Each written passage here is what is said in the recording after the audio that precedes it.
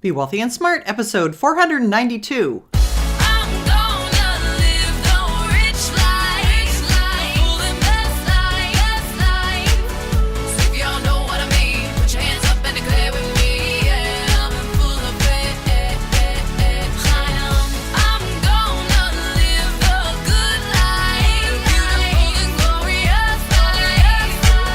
Step into a world of wealth and financial freedom without budgets, boredom, or bosses on Be Wealthy and Smart. And now, here's your host, Linda P. Jones. Welcome to Be Wealthy and Smart. I'm Linda P. Jones, America's Wealth Mentor, empowering women and men worldwide to financial freedom. On today's show, I'm interviewing Bobbi Rebell. She's host of the Financial Grownup podcast, which is about how we can be our best financially and in life by learning from super high achievers. She's also the author of How to Be a Financial Grownup, proven advice from high achievers on how to live your dreams and have financial freedom. It's a bestseller that recently came out in paperback and also features advice from amazing high achievers, including Tony Robbins, who also wrote the foreword, Kevin O'Leary of Shark Tank, Jim Cramer, Sally Krawcheck, and celebrities like actress Drew Barrymore and designer Cynthia Rowley. Here's the reason I wanted to have Bobbi on. She wrote that book while she was an anchor and personal finance columnist at Reuters. Bobbi has previously worked at the Nightly Business Report, CNBC, and CNN. And in fact, she still appears on TV. And she knows a lot about how we get our financial information, what goes on behind the scenes, and why do certain stocks seem to get a lot of coverage. We talked about how much attention you should pay to financial TV news or not. Is it biased, and how can you tell? Are they interviewing an expert that is there to help you? Or is there perhaps another reason? She gives you the inside scoop and tells you what's really going on behind the scenes. I know you're going to like this. Here we go. I'm so excited to have Bobbi Rebell on the show today. How are you, Bobbi? I am so happy to be here, and I can't help but feel the urge to dance to that music, Linda. It makes me so happy every time I hear it. Oh, I'm so glad. I'm so glad. Well, you, with your very successful Financial Grownup podcast, have covered a lot of topics with some financial experts, and we're so excited to have you here today as our guest. Well, it is an honor. Thank you. Well, Bobbi, tell us about your background in the working with Reuters and in the news industry. So I always wanted to be a journalist because I've always had questions. I always loved to ask people things, and I got into business journalism, because I had a Wall Street dad. My dad was, first he was an oil analyst at a small firm when I was younger, and then he moved into investment banking in the 80s when I was growing up. And so I had this familiarity and curiosity about business. And of course, my father, by the way, to this day, Linda, still wants me to go actually work on Wall Street, but I always just wanted to learn more and had such a curiosity. And so the compromise that we made was that I went into business journalism, and I absolutely love it. I love learning more, and I love telling people these incredible stories of what people have achieved. Interesting. So tell us your path of how your career started.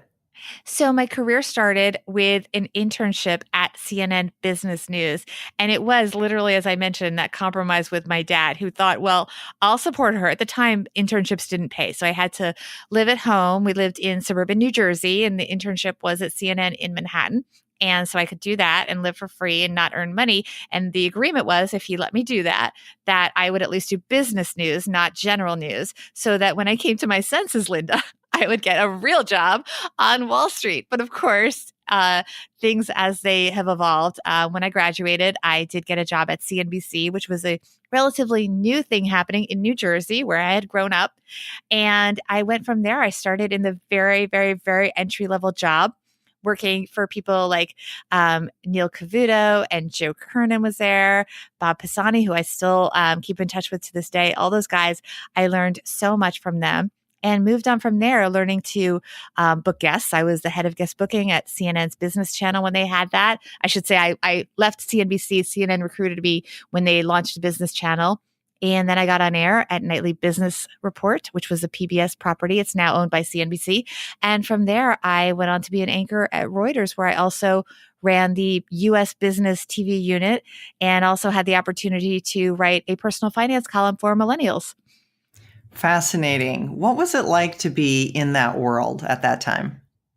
It was exciting and frustrating because you are constantly trying to keep up with so much that is changing in the business world. It's a very exciting kind of uh, business to be in because you're so close to so many people that are doing incredible things. I remember covering, the booming times of the tech industry, and you would go to these parties. I mean, you could go every night. I was never a big party person, Linda, but all these IPOs would have these incredible launch parties and try to impress the reporters. They were all they used the expression, Linda, pre-revenue. You know what I'm talking about? Mm-hmm. And they had lots of funding and fabulous events to launch these different products. And then, of course, came the dot-com bust. And we know what happened there. A lot of people really lost their shirts. In fact, on my podcast, I've interviewed a couple of people that had been at companies during the boom times. And this is a good lesson for your listeners. They had not diversified their stocks that they had received from the company. So when you receive these stock options, very often the way they're structured, you sometimes have to pay tax on the value of them, even if you haven't fully cashed them in when you exercise them. So people held these stocks, they'd paid stock on them, and then they'd paid tax on them, and then they went bust. And so it really caught a lot of people. So it's been quite a ride. I remember those days when people in their 20s made $7-10 million in their stock options. And On paper, right. On paper, exactly. And they didn't want to do anything to diversify because they just thought it would continue to go up forever. But nothing does it? Yeah. And I've had a couple of people on the podcast that talked about that, how they literally, one woman recently, she told me that she woke up one morning and had over $1 million in her bank account, but she perceived it as such. Of course, as you say, it was not actually in her bank account in cash. And when she went to bed that night, it was gone in a matter of hours. And she can't believe, and this woman had gone to Stanford. I mean, she was educated. She, in theory, should have known better. But as you said, they didn't diversify. So covering business news has been incredible. And the human stories behind it have really inspired me in my new ventures. Yes. Well, I'm sure you've seen people that made it big, lost it big, like you said. How do you choose what guests are going to be on? So I love this question. And one of the reasons I wanted to do my podcast, Financial Grownup, is because I wanted to be the one who ultimately chose. Because even when you are, in theory, the person booking the guests in TV, there's a lot of stakeholders, let's say. So you would very often, the guests are chosen, not always. And this is important for people who are watching business news to understand how people get on news and why many of them are terrific and many of them maybe not so much. So very often the guest bookers are trying to solve a problem. And so someone has come to them, a producer or an executive producer, an anchor, whoever, and said, well, we want to have somebody, oil is suddenly going crazy today. We want to have someone come on and talk about the oil markets. So, and by the way, it's in an hour. Right? No, I mean, no pressure. This is normal. Can you get someone for the top of the hour? Now we'll put them on whatever, some program trading kicked in, something happened. Get me a guest on that immediately. And so they're not always looking for the best guest, Linda. They're looking for the first guest. So it's important for people to understand that. It's also important in some cases, you would have someone who was in the office to talk about one topic and there was breaking news on another topic. And they would simply say, can you comment on that? In fact, that happened to a friend of mine who was on air live and some news broke and they immediately asked her for comment.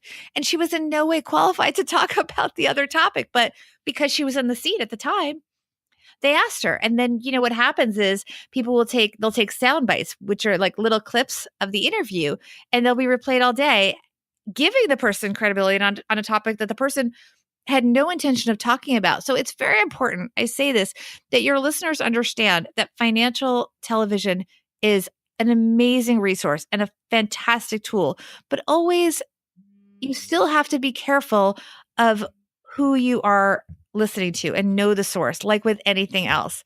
Understand that most people on TV are well-educated, well-meaning people, but may not be necessarily experts in that topic or the best experts in that topic. And also understand, why are they there? So a lot of the people that are on TV are experts because they are spokespeople for their companies. And that's also great. There's not necessarily anything bad about that, but understand the context. What is their agenda? If they work for a company that makes money by consolidating student loans. There's going to have a certain vantage point, and have your eyes open. Know what you're listening to. Yeah, exactly. And it seems like sometimes the news, the producers of the news want to go one direction. So if there's, a new high that's going to be made in a stock, they're all of a sudden pounding the table that stock's going to go to that certain $1 trillion valuation. And I found that very interesting to watch, that it almost seemed like they were driving the price to that $1 trillion valuation. And then other times when news is really bad, it seems like they can pile on and make the news worse. So, I mean, definitely there's this directional movement that's going behind the scenes. Well, you have to realize that investing is not the same as what these channels are doing. They're trying to create entertainment from something that is quite serious. And it's okay if you find the financial news entertaining and you want to enjoy watching it, that's great. I think the financial channels are doing a wonderful service in educating us and getting us interested in investing rather than, as you have warned, just saving your money. Saving's good, but you need to be investing and compounding and all those things that you talk about on a regular basis to your listeners, Linda. So if watching it gets us excited about learning more, that's great. But very few people that are watching from home, these channels, should be trading on this news, because by the time it gets to TV, first of all, it's old.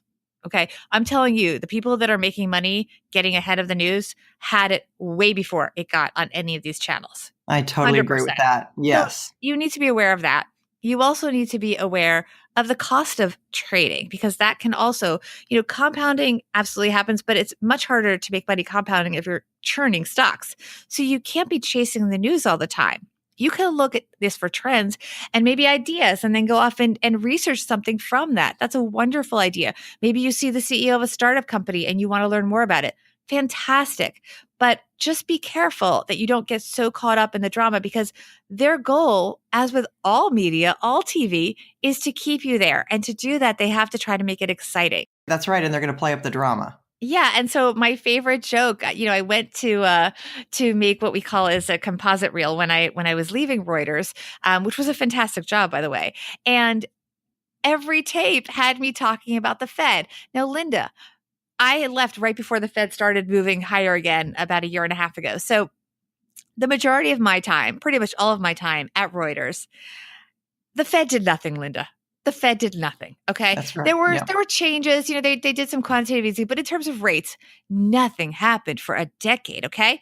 And yet almost every report I did daily for a decade talked about the Fed. Does the average listener of your show really need that information? No. Nothing happened.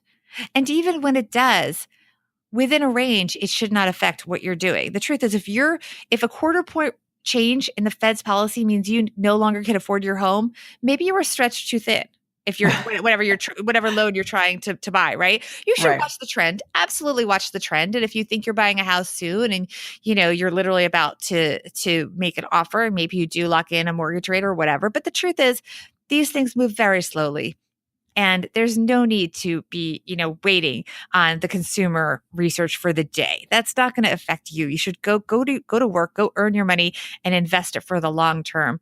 But you don't need to obsess about every little economic indicator that they're going to report. Everything is breaking news. Everything is so exciting.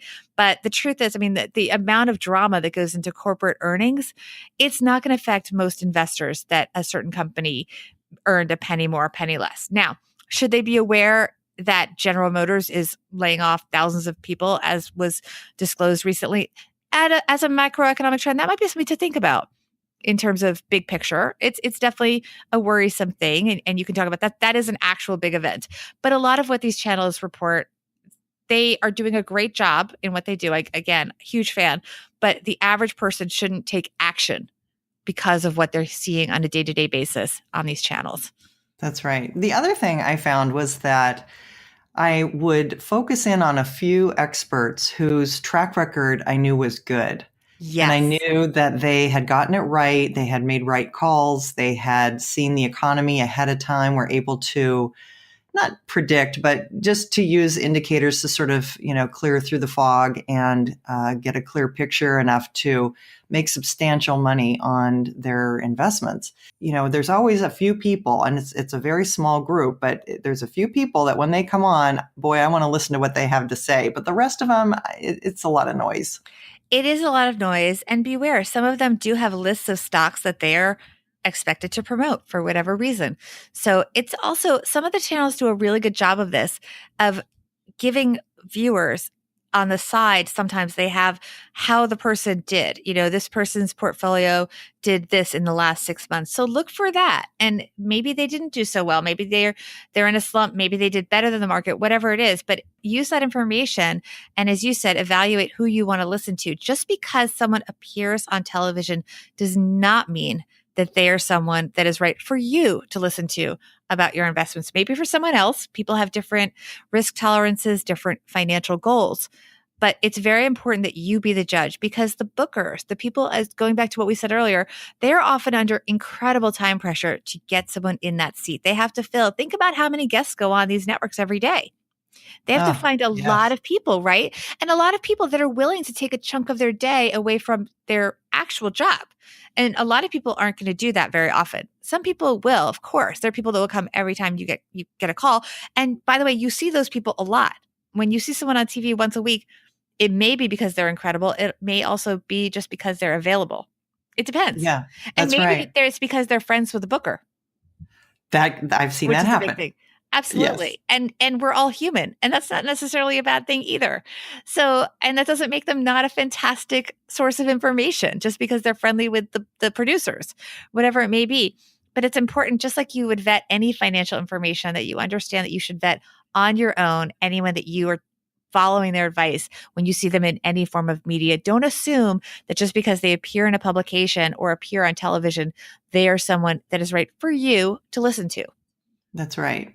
Well, and Bobbi, starting the Financial Grownup podcast, you are interviewing some real experts. One of my favorites is Kevin O'Leary. I actually don't like him on Shark Tank. Wait, I actually don't like Mr. Wonderful. I mean, he kind of annoys me on Shark Tank. He's not my favorite to watch on the show. Do you like However, Barbara? Barbara was on my show too. I love Barbara. However, I will say, I think he's very savvy with his financial information. And I think when he speaks, he is someone I like to listen to. So what was it like to speak with Kevin?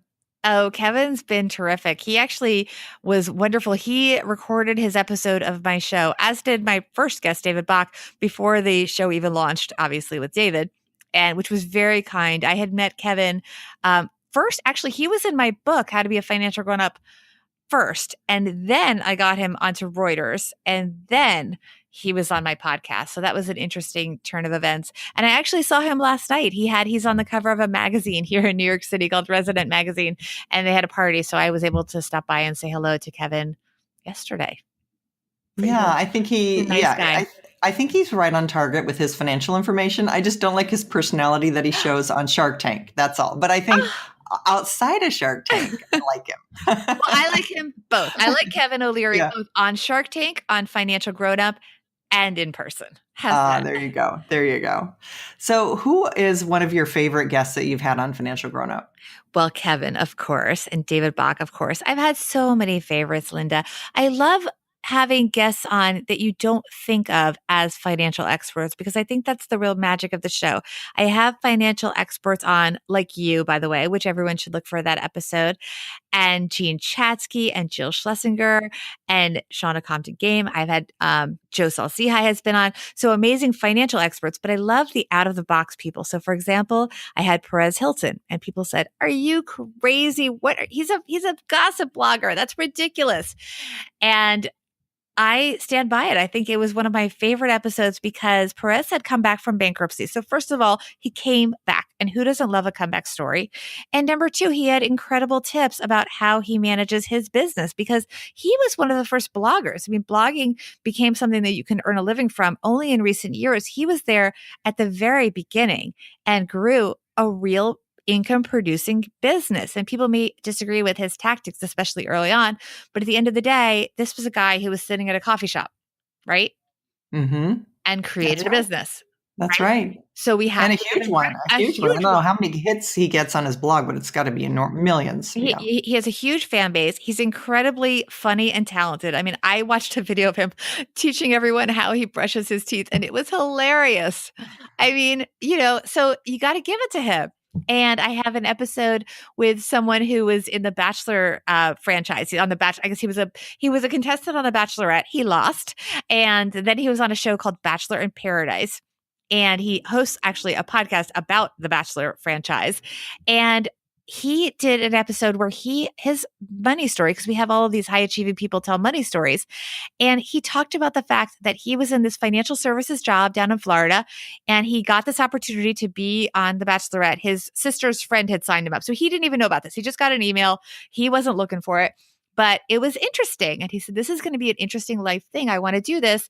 And he had an emergency fund to save. So good for him. He had a full year that he could live off of because, fun fact, these shows don't pay. Believe it or not, The Bachelorette does not pay us. You don't get paid. So you're just taking time off from work to be on this show. And he had to go to his boss and ask for a sabbatical. But you can't tell everyone where you're going, Linda, when you go on this show, these shows, right? So it's a fascinating example of what do you do when you want to keep your job, you want to have it to come back to, but you've got an opportunity. How do you manage a sabbatical? So they're real business stories that people can learn from that are relatable, but they're told by these extraordinary high achievers. It's a lot of fun. I think that's awesome. How was Barbara Corcoran? Love Barbara Corcoran. Oh my goodness. And you know what she talked about? I do kind of disagree with her. I wonder what you think. She talked about the fact, this is a little bit of a spoiler alert, but people can check out the episode for more, that you should spend money before you've received it. In other words, if you've made a sale, but you haven't actually received the money. So she wasn't just saying, I'm going to spend money that I don't have. That would be completely irresponsible. She was basically saying, if I have a contract, even though some fall through, even if I haven't been paid, I'm going to spend the money because it kind of lights a fire under me. And I don't know about that. I don't know. I think that mindset works for her. I don't know if that would work for everyone. And also, maybe because she was in the real estate industry and you do, have a contract, and yes, they don't all go through, but it might have, I don't know. I think that's something that might be unique to her. So I disagree with my guests sometimes too, which is fun. Yeah. I mean, not everyone has the same path and not everyone has the same skills and talents. And so people are going to go in different directions and, find their own path and find their own way to make it. Exactly. And I think that's an important point for your listeners. And it goes back to the whole idea of how much to follow people on TV. So we just gave an example of someone that we adore, and we basically both disagree with that. And that's okay. That doesn't mean it's not fantastic to watch her. It doesn't mean that other advice might be right for us, right? But that advice for me is not right for me. And she did tell me, I pushed her on that.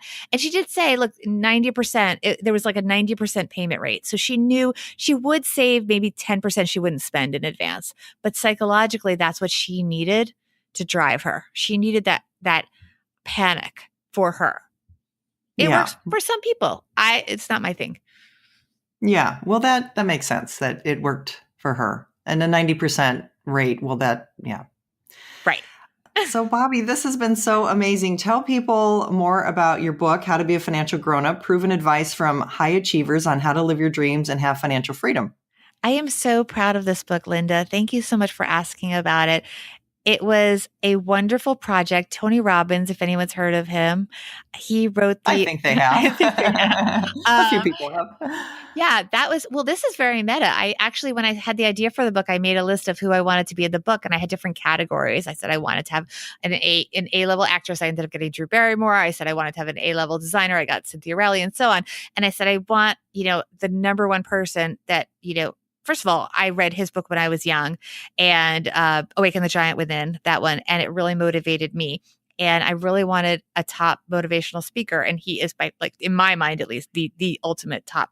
And so I had this list of, in every category, the kind of people that I wanted, and he was number one. And it took me a year and a half to find a way to meet him and get him, and then he agreed to be in the book, and then eventually the forward. And I've had a chance to interview him and interact with him a bunch of times since then, and gone to his events, which I highly recommend. And it was just a dream come true. And the same could be said with so many of I call them role models in my book, that they each, just like the podcast, it's a very similar model that they share unique to them stories that you haven't heard before. And that's key. These are not the same old stories that they've told before. And then they share a lesson for everybody. So how does it apply to me? What can I take away from what you went through? And it's important to remember that for the most part, these people started from nothing. I mean, I mentioned Drew Barrymore. We think of her as being this glamorous movie star, but the truth is she was a penniless child of a single mom struggling. I mean, they were really struggling. At one point, she emancipated herself by age 14, but she's always been taking care of her mom. And her story is phenomenal, what she went through. And we put these assumptions on people that their life was so perfect, but in fact, they often really work for it. And I enjoyed, by the way, she wrote a book that tells a lot of more behind the scenes with her about her path upward, downward, and then upward again. And these high achievers have such amazing stories to share if we just ask them in a thoughtful way to share something that they haven't shared before, not the same things that you hear on the movie promotion circuit or the book promotion circuit or what have you, to really share an authentic story of something meaningful tied to money that happened to them and how we can learn from it. And I'm just so happy with the book and so happy with the podcast, which, as I said, is really an extension of the book, where I basically do the same kind of interviews several times a week. Amazing. Well, I think that's a great angle that you take, and it sounds fascinating. So I can't wait to learn more. Thank you. Tell our listeners how they can reach you on social media. So on Instagram, I am at Bobbi Rebell 1. That's the number 1. On Twitter, just Bobbi Rebell. And Bobbi is spelled Bobbi. Rebell is Rebell. So it's Bobbi Rebell. And then Facebook, just Bobbi Rebell. And LinkedIn, Bobbi Rebell Kaufman, throwing in my married name. And they can always email me at hello@financialgrownup.com. Fantastic. Well, thank you so much for being on the show, Bobbi. It's been a pleasure. This is such an amazing honor, Linda. I'm such a fan, and I can't wait to hear the music again. All right. Thank you. Well, that was a lot of fun. And Bobbi and I had a great time with that interview. So thank you so much, Bobbi, for being on the show. If you're looking for the Wealth Heiress book, it is sold out right now and back ordered on Amazon, but put your name on the waiting list and you'll be sure to get the first copies that come back in, hopefully in time for the holidays. Our Holiday Sizzle promotion is still going until January 1st, and that means there are 25 prizes up for grabs, and I'm telling you, your chances of winning are really good. Right now, we have 11 Wealthy Mindset Blueprint audios valued at $197 that someone will win. We have 11 of the Wealth Heiress books that I'm going to personalize for you that you can win. And we have 3 half-hour private wealth mentoring sessions with me valued at $500 each that you can win. All you have to do is leave a podcast review that gets your name in the hat 2 times. If you leave a book review and you haven't purchased the book on Amazon, you've purchased it somewhere else, you get your name in the hat 3 times. If you bought your book at Amazon and it shows up as a verified purchase review, you get your name in the hat 5 times. If you do any kind of book review and a podcast review, you get your name in the hat 10 times. So your chances of winning are very, very good. If you're wanting more of Be Wealthy and Smart, join me over on Instagram for daily money tips at instagram.com/Linda P. Jones. I leave you lots of tips, mindset, philosophy, all kinds of ideas about money, and some quotes from the Wealth Heiress book. So go on over to instagram.com/Linda P. Jones and follow me there. And don't forget to subscribe to the podcast so you can be updated as soon as new episodes are available. That's all for today. Until next time, live the good life and be wealthy and smart. Thank you for listening to Be Wealthy and Smart with Linda P. Jones. Share the wealth and tell your family and friends about the show. Check out our website, blog, and social media for more riches at www.bewealthyandsmart.com.